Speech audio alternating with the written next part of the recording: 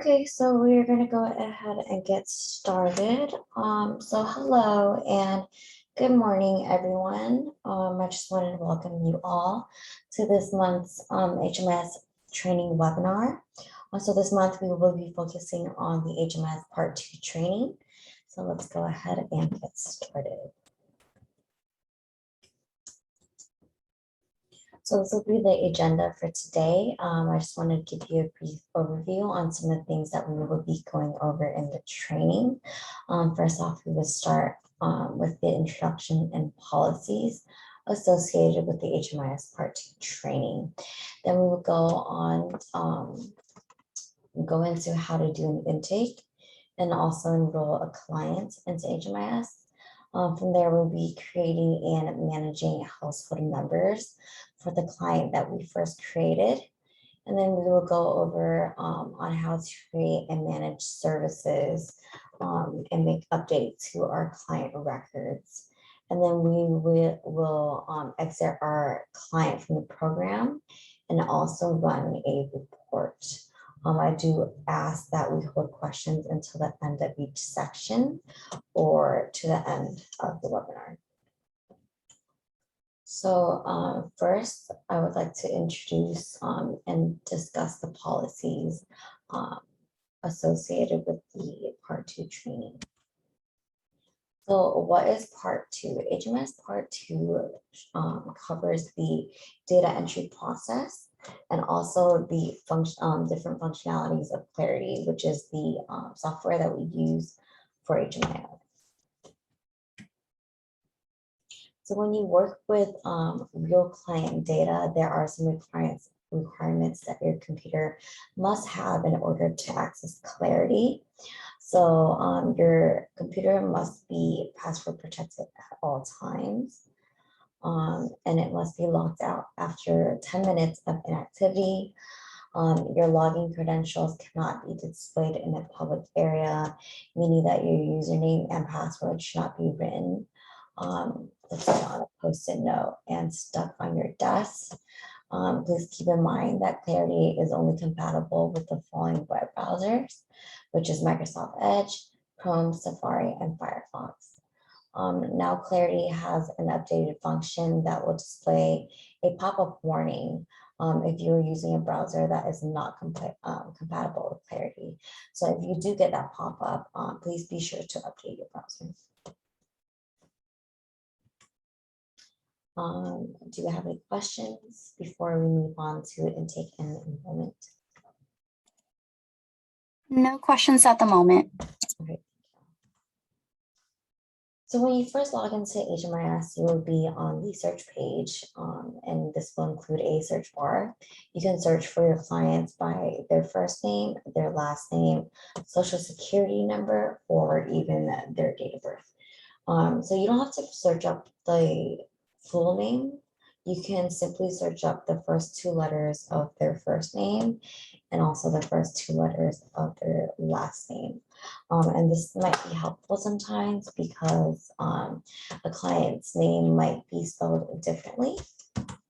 So, you know, we have Britney Spears, or her name can also be spelled Britney Spears, but this way instead of the first. So when looking up the first couple letters of her first and her last name, it would help to return searches that include all profiles with those letters so that you can better distinguish duplicate profiles. So before you create a new client record, you search by any of those identifying pieces of information just to make sure that the client does not already have a record in HMIS. So in the cases where a client's record already has a client record, you do not need to create a new one. So you would want to check the date of birth, social security number, and the spelling of their name just to make sure that you have identified the right client.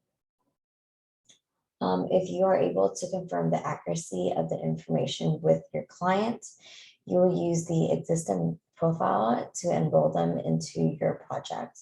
And we will cover that in a few minutes.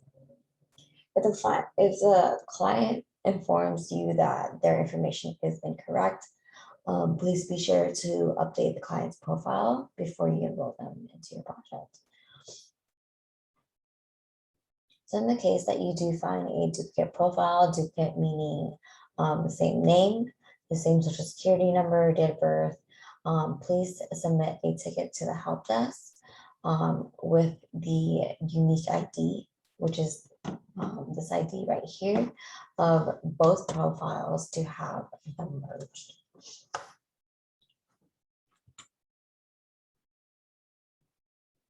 So in our example, our client Peter Griffin does not have an existing profile, so we're going to create a profile for him.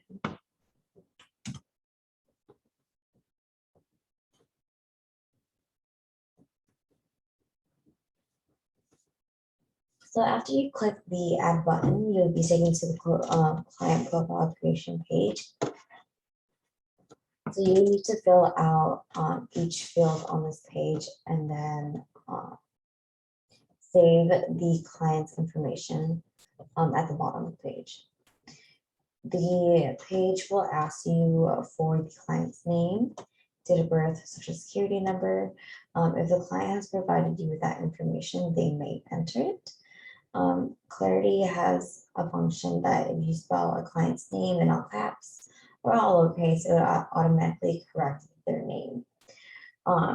So if you do not have a client's name, date of birth, or social security number, you may leave the field blank and then answer the quality of name, date of birth, and social security according to the reason the information is missing.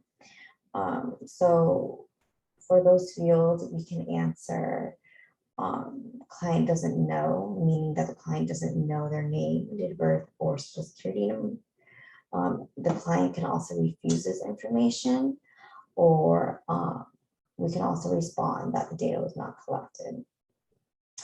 So if you have the social security number, if you do not have a social security number for the client, you may enter it as all zeros and then select the appropriate data quality option.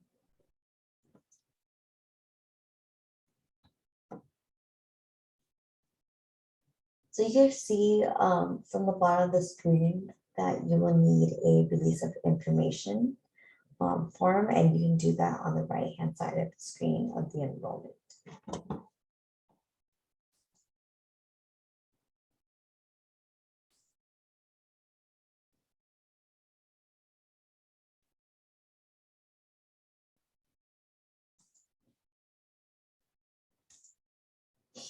So when you add a release of information, this document, the client typically signs during intake.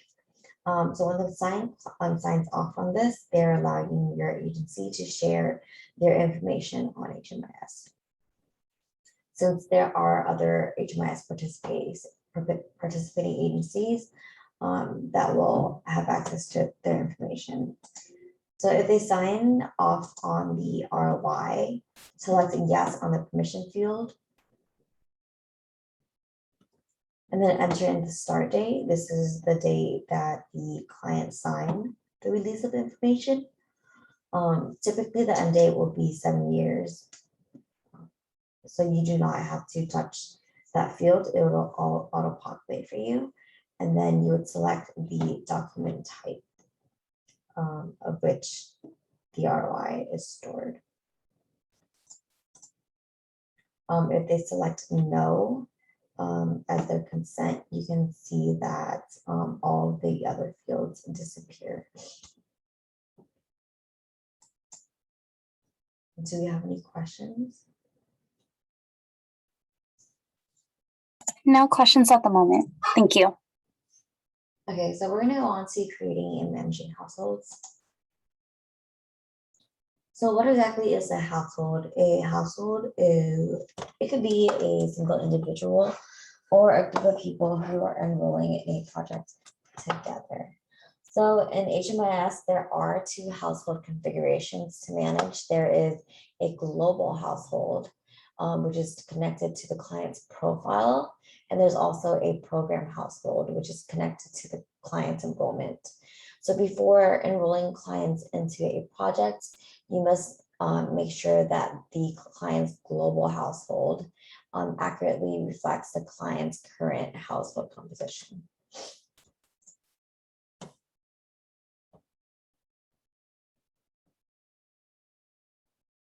So this is Peter. He is our head of household. So Peter has a son named Stewie, and we're going to add Stewie to Peter's household. So if you're following along and have already created a profile for Peter, please do the same for Stewie.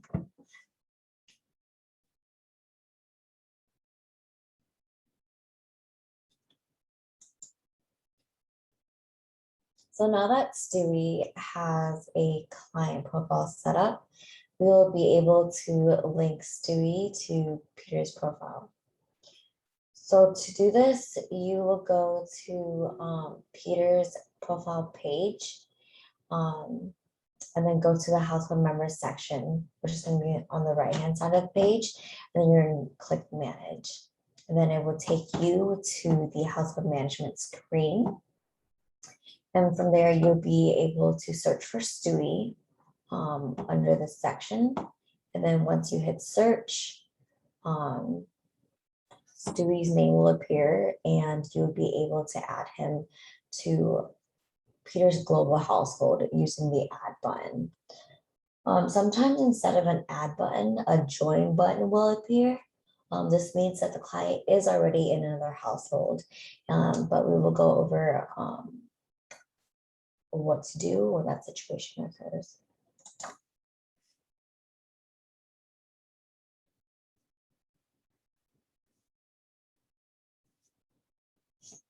So once you click add, this pop-up box will appear asking for the member type. In this case, it would be his son, and then also the start date that the client enters if they have.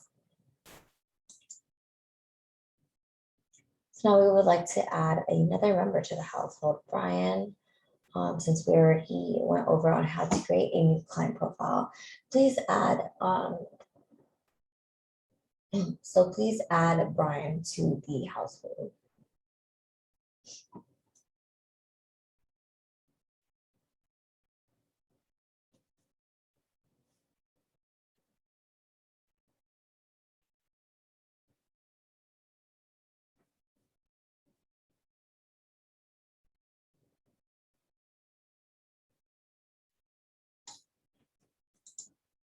So earlier, I did mention that sometimes the join button would appear instead of an add button. This means that the client is already another member of the household.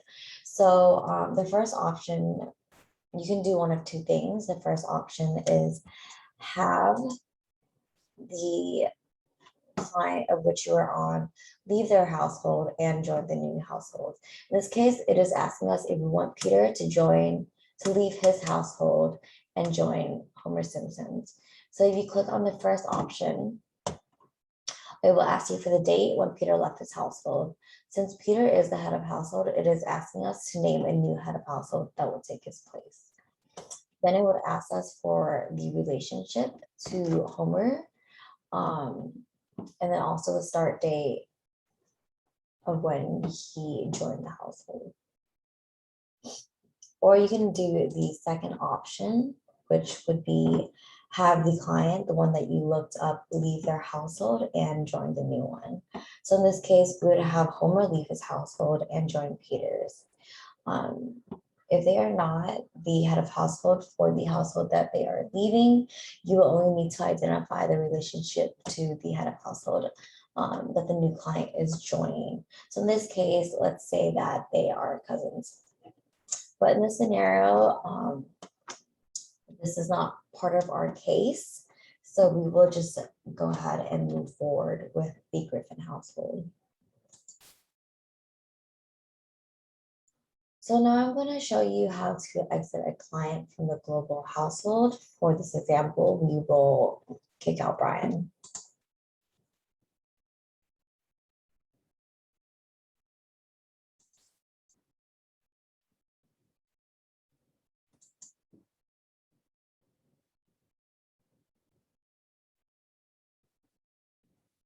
So to do this, you will go to the household members section and then click on the manage button, like how we did earlier. Then we're going to search for Brian's name.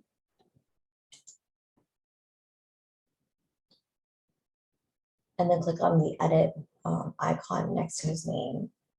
Then we will fill out the fields on the pop-up screen. So the member type, and I believe the head of household will populate for you, and also the joined household. So just make sure that you toggle the exit and then include the date that Brian exited the household, and then click save.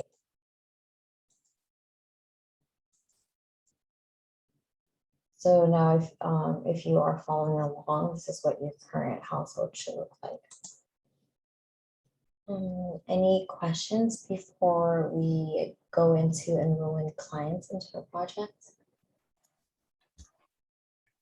You're good for this section, no questions. Okay, perfect.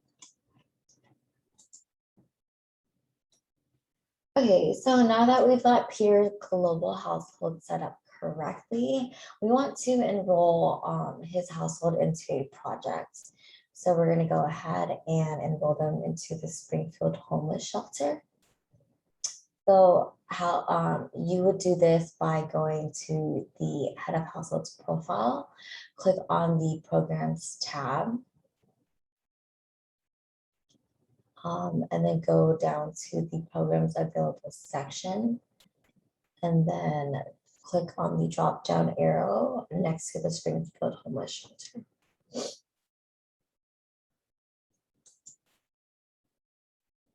So in the drop down menu, you'll be able to see the details of the project, and then also enroll Peter as well as Stewie into that project.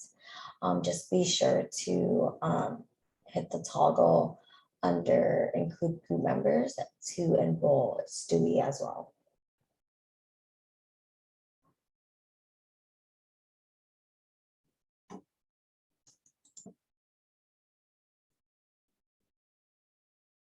So after you click enroll, this is a screen that you will be directed to. You will need to complete this for each member family.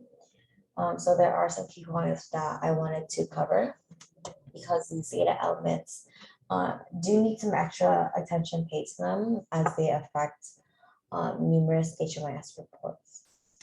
So first off, we have the project start date. So the project start date is when did the client begin working with the project, and this can vary depending on project type. There are certain parameters that need to be met, so you can so please be sure to understand what they are so that you can determine the project start date for that specific project. So next is the prior living situation. This information is used to determine the if the household is chronically homeless. And then we also have the type of residence, where was the client before the project start date. And we have the length of stay in prior living situation, and that would be how long the client started staying in that place. And then we also have the approximate date of homelessness started. How long had the client been in a literal homeless situation? So we also have the number of times in the streets, in an emergency shelter or safe haven in the past 3 years. How many times has the client been in a literal homeless situation in the past 3 years?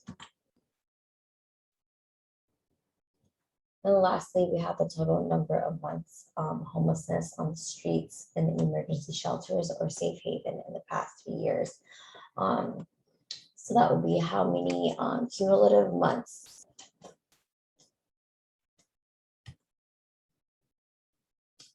Then we also have disabling condition.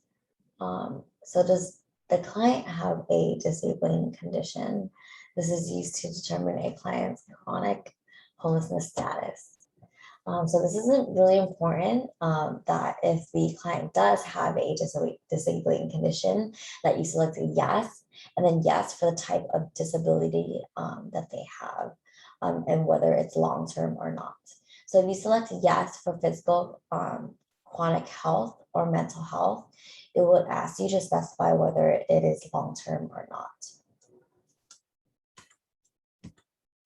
The next one is income. You can select yes or no. If you select yes for any of these fields, though, you will need to identify where exactly the information is coming from. And then also we have, sometimes there will be a case when a minor child has an income and it is used for household expenses.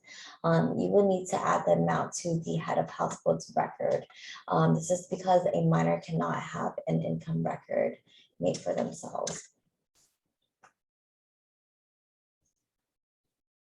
And we will go into that a little bit later. And then we also have non-cash benefits. If you select a yes, you will also need to identify which non-cash benefits they're receiving. And you would also have to do the same for health insurance. And there are some custom questions that have been added to the enrollment form as part of the data standards update. These questions are pretty straightforward as they ask, what city are you immediately prior to entry to this project? And then what state were you born, what country, employment status, federally recognized tribe. If you're not affiliated with a tribe, then you can skip this question.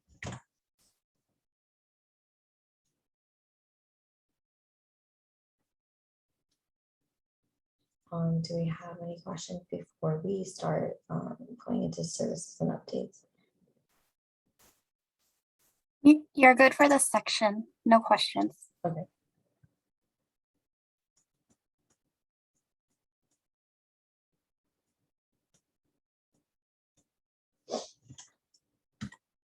Okay, so next we will add services to the project that Peter is enrolled in. Services that can be required by different funding sources and program requirements. So make sure that you can confirm with your agency administrators when and how services should be applied to each of your projects. So we want to go to Peter's profile. Under the programs tab, you click the edit icon next to the program that he is enrolled in. And so be the Springfield Homeless Shelter. So next you would click onto the provide services tab and then select the service from the list of services. For this, we will do transportation and we'll provide him with a bus pass.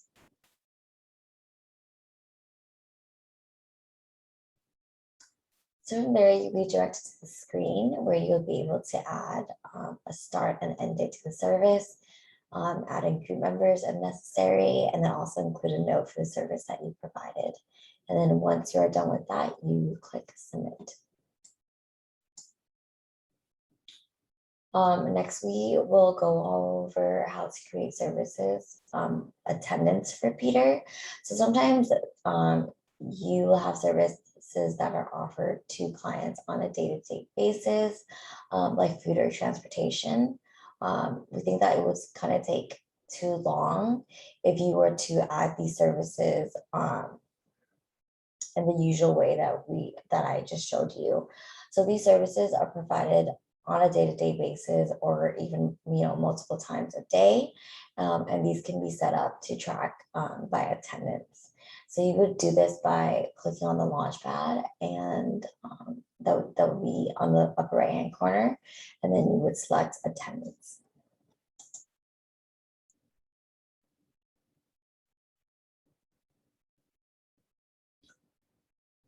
So select the service attendance that you would like to create an attendance for. So for this training, we'll use the food meal service. So similarly, you would select a day in which you would add the service for. So you can add the client by two ways. If you can search for the client on the right hand side of the page, or if the client has already been in attendance for the last 4 months, their name would show up under the section from clients from the last 4 months. So since Peter is new, we will have to search up his name.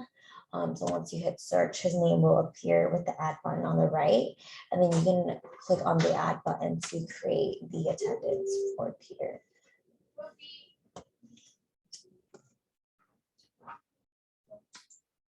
So once you click add, Peter's name should appear under the attendance section.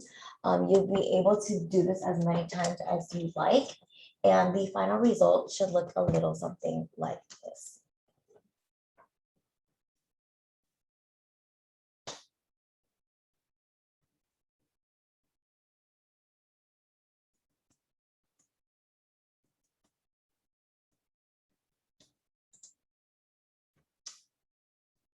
So next we're going to add in housing notes. Housing notes should be used for information relating to housing the client. These notes will be shared with the rest of the CLC in order to streamline the housing process for the client and also to coordinate care among multiple agencies.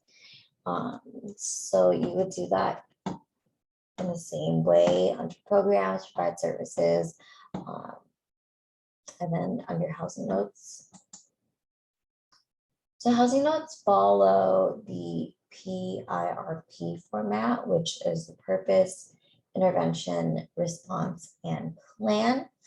So the purpose is to identify the purpose of the session.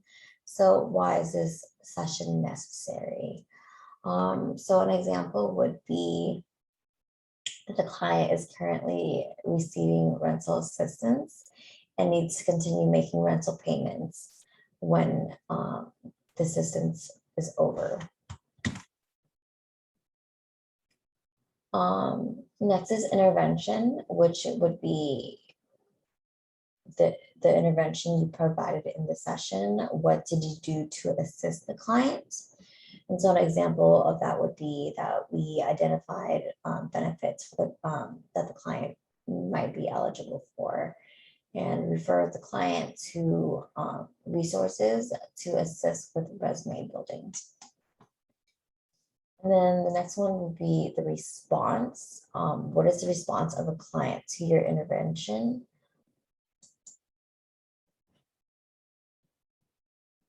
An example of that would be that the client agreed that she needs both benefits and income in order to maintain rental payments for the future. And then lastly, we have the plan. So what are the next steps in determining how the client would be able to achieve these housing goals? So the client will apply for benefits identified by Friday, and then she will always also work on her resume and then bring in a draft to her meeting in a couple weeks.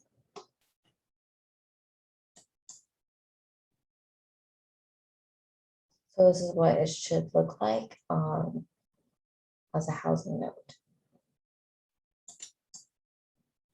And then here you can go onto the histories tab and you can see your housing note entries.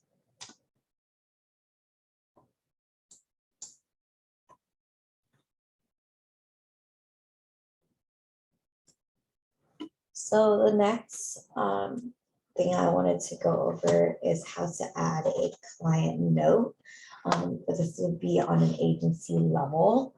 When this is made public, all agencies are able to see when they log on to HMIS on the client's profile. When it is private, it is only available for the users in your agency to see. So to do this, you will go onto the profile page and click on the Notes tab. And then you click Add Note. So you would enter in the title of the note. When the note was created, you can enable time tracking if necessary. And then also a description of the note. So I'm going to say that we collected paperwork for housing assistance. And go ahead and click save.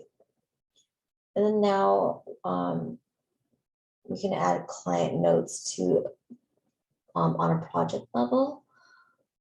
And it's pretty much the same when it is public, all agencies are available to see on HMIS. When it's private, users in your agencies are only able to see. So you click on the programs tab, you would go into the Springfield Homeless Shelter, and then click on the notes under the program itself. And then you would click Add Note. So similarly, you would enter in the title of the note when the note was created, and then enable time tracking if necessary, and of course, the description. So I'm going to say that for the project, the client requested transportation. And then we have case notes. Case notes are only visible to the agency that created the case note, and it should be used to track information regarding the client's enrollment. And these would not be shared with the COC. So case notes should be entered on the same day of the incident or next day, if not possible, to be entered on the same day. We suggest that recording information as soon as possible makes it that so the information is more accurately collected. And these should utilize as many facts as possible.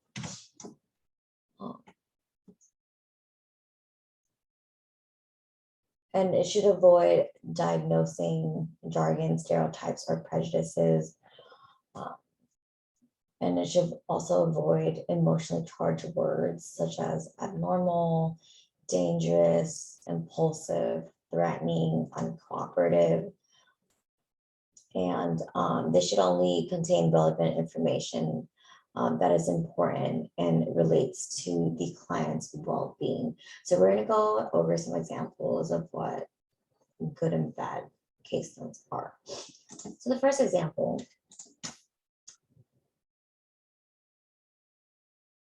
would be that I drove over to the workshops. Chris went to the building, saw her talking to a friend. I walked up to her and needed to talk to her about her SSI check. You just keep it short and just say that, you know, I talked to Chris about her SSI check. This one,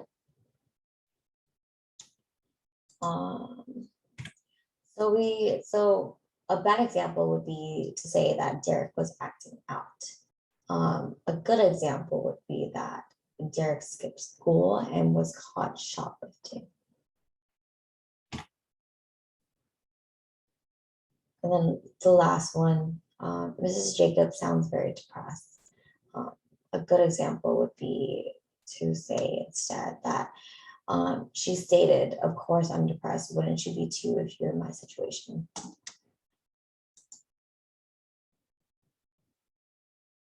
So now we're going to set a public alert. There are times when it's necessary to notify your agency or several other agencies of a client situation or need. So for this, you will need to use a public alert. This will make it so that a notification will appear on the client profile page, visible to anyone looking up their record. So to do this, you will click on the Notes tab on the profile screen, just like you would do on an agency level note. And then right under the note, you would click Add Alert under the Public Alert section.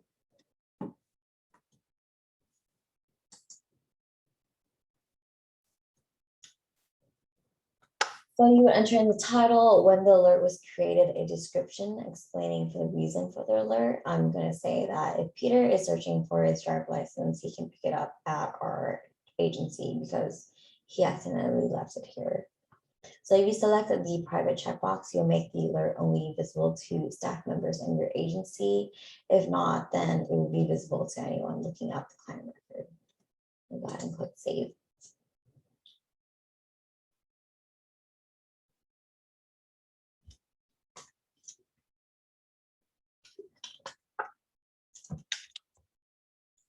So next we're going to go over status assessment. When clients are in a project, we understand that certain things might change, such as income or a disability status. So you will need to add a status assessment to the client record to capture these changes. This must be dated as a day that the client information changes, and there's no limit to the amount of status assessments that you can add. So to do a status assessment, go to the profile and then click on programs and then assessment and then click search. So it will take you to this window and you will select which client from the head of household you would like to complete the assessment for. In this case, we will pretend that Peter got a job and then also some benefits. And then we will be completing a status assessment for him. So this will be similar to the enrollment screen that we filled out earlier in the training. These fields will auto-populate for you, so you just need to make updates to the fields that you need. So I'm going to say that Peter is not working. We're going to do a status assessment to reflect his income. I'm going to change my previous answer from no to yes. And then I'm also going to toggle over what applies to him, which is earned income and SSDI. So I'm going to do 500 for both, and then I'm going to click save. And then earlier we talked about how a minor child might have income. So a common status assessment you can add for is when a minor who is enrolled in your project has turned 18. So you must add a status assessment and create income and sources for them. So I mentioned earlier that if a minor child is contributing to the household expenses, then the amount that they contribute will be added to the head of household record.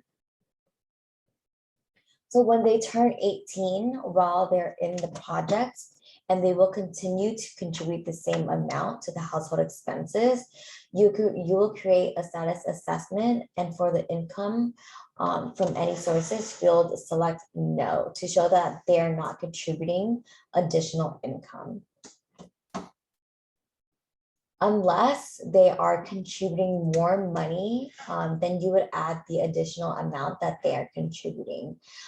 So this is important because if you take away from the head of household and move over the entire amount to the new adult record, it would look as though the head of household lost income, when in reality, it was just moved over to a new record.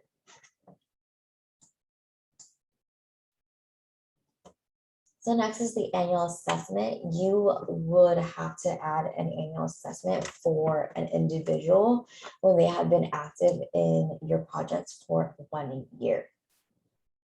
You will be able to add the annual assessment 30 days before or after their 1-year anniversary from their project start date. So if the client is started the project on January 1st, 2020, then you can add the assessment as early as 12/2/2020 but no later than 1/31/2021. And you would access the annual assessment the same way that you would access the status assessment. So when you're dealing with family, also known as a group enrollment, the annual assessment is based on the head of household anniversary date. So if Peter has a start date of 1/1/2020, and he is active as of 12/2/2020, then he wouldn't need the assessment like we described. However, let's pretend that Stewie did not enter the project until 11/2/2020.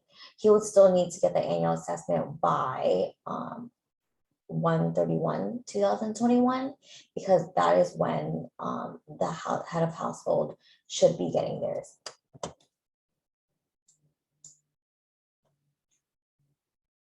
Do you have any questions before we exit?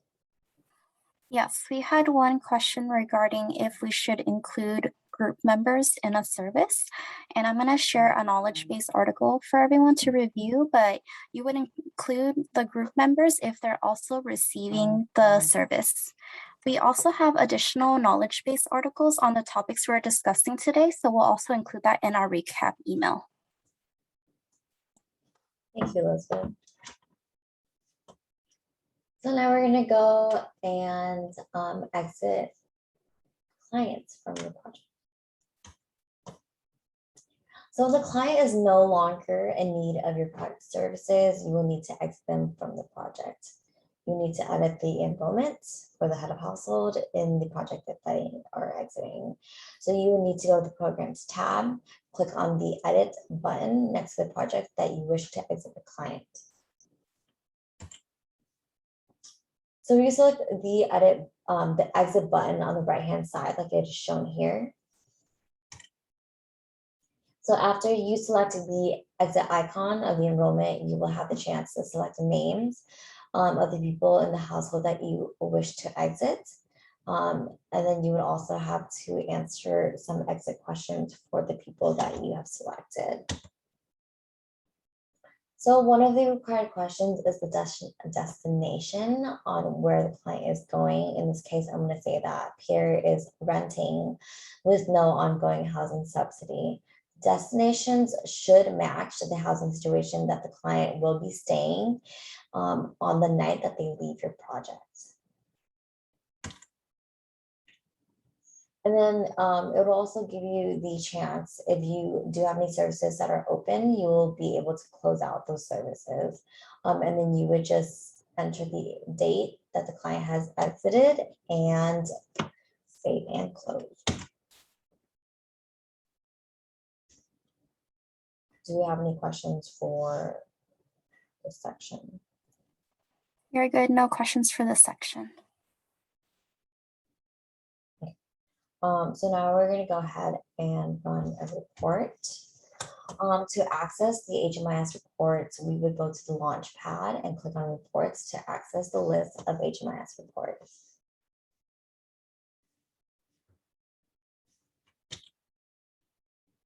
So you take you to this page, you can see that it's divided up into 3 sections, which is the report library, explore, and data analysis.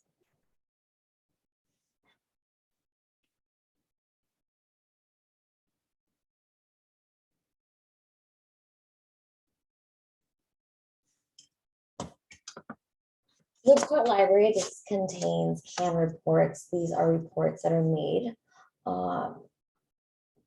that have been already made, so that you would only need to adjust a few filters, such as the date range, program name, etc.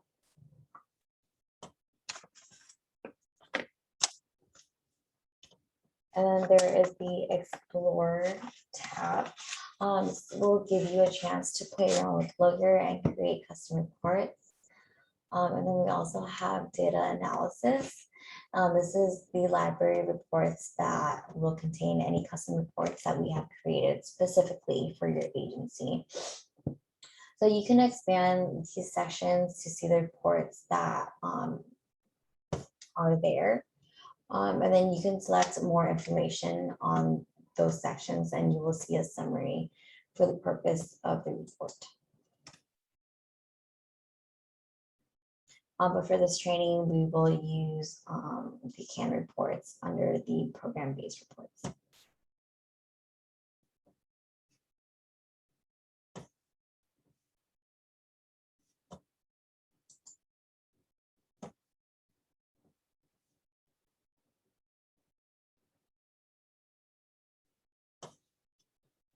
So for this program-based reports, list program stay information for clients with the selected status in the selected program. So we're going to go ahead and run the program glossary report today. So you can click run, or if you would like to schedule a report on specific days, you would select the schedule icon.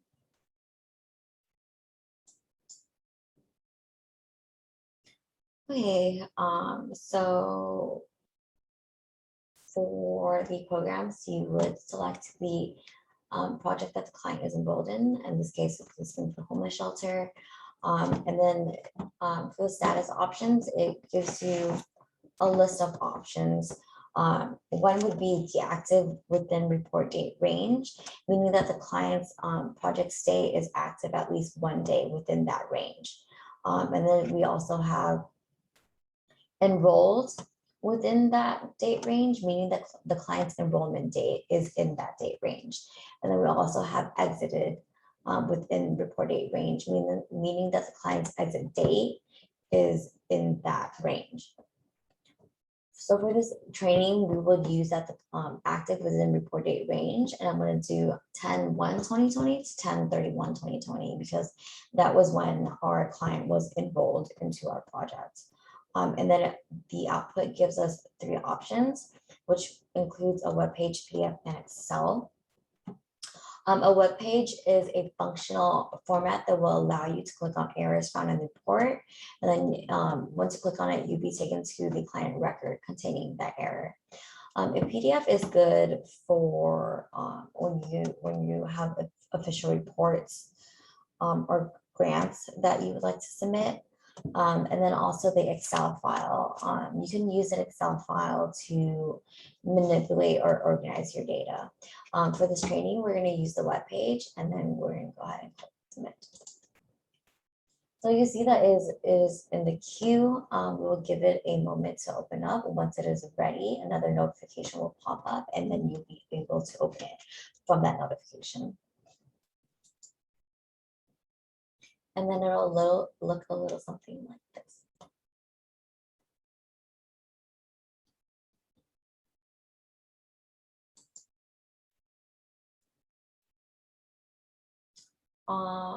So that will conclude our HMIS Part 2 monthly training webinar.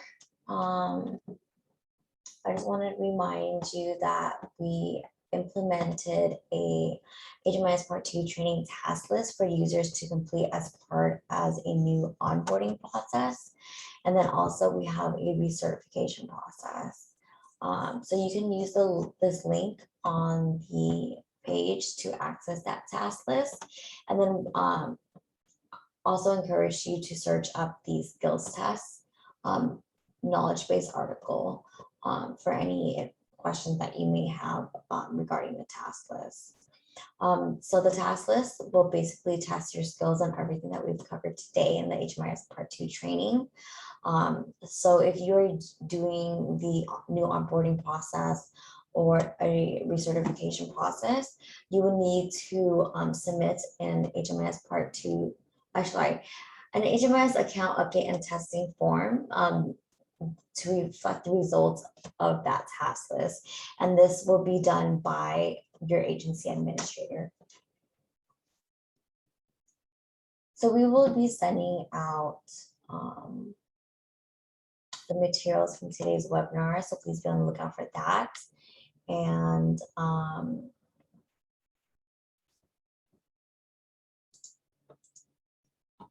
believe that is it. Do we have any questions? Any further questions regarding the training? No additional questions. Okay, so I just thank you so much for joining us today. If you have any questions, please leave them in the chat box or check out our knowledge base articles for step-by-step instructions on anything that we covered today.